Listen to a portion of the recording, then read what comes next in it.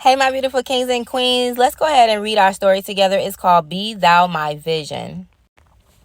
Protect your bishops. My high school chess and algebra teacher was known for his catchphrases.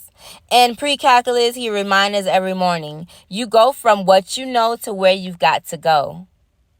And whether he was wearing his chess hat, he actually sometimes wore a chess teaching hat, or his algebra hat.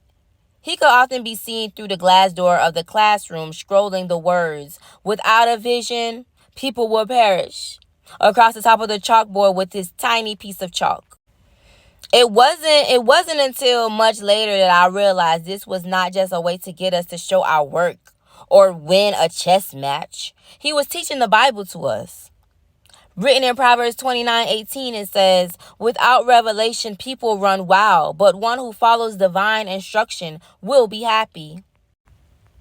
Now, the kernel of truth struck with me. You can't wildly move your pawns around the chessboard without a plan and hope it works out. And definitely don't start working a math problem without knowing where you're headed. Because, baby, we know we need them formulas to get that solution. We all need a vision. But true vision, as it turns out, is less strategy and more heartbeat. We know what we want to do based on what our heart feels and how we feel when we're doing it. I don't pretend to think my heart has fully matured in this area since high school days, but I do see the Lord faithfully teaching me to delight in the law of God in my inner being, based on Romans 7:22. And when I set my heart on earthly things, the Holy Spirit reminds me of the lasting richness that comes from setting my mind on things above, based on Colossians 3:2.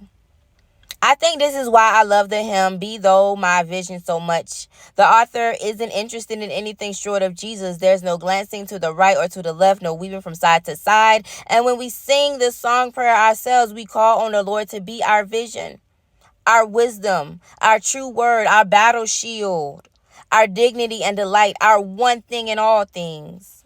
When we ask God to be our best thought, great Father, soul shelter in a high tower, that's when strategy falls quickly to wayside and we march to the beat of a heart that longs for heaven. Proverbs 29:18 is absolutely right, and I suppose so was my chess teacher.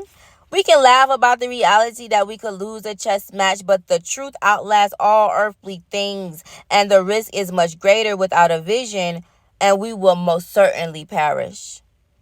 As believers, let our vision be simply to this: to know him and the power of his resurrection and the fellowship of his sufferings, being conformed to his death, assuming that I will somehow reach the resurrection from among the dead, based on Philippians 3:10-11.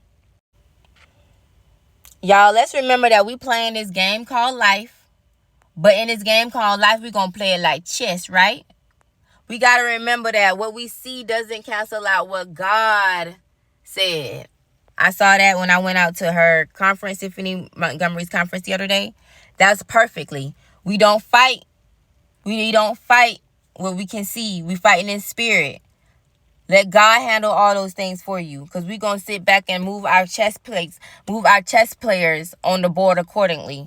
Make sure you're making the best move. Make your next move the best move. Checkmate.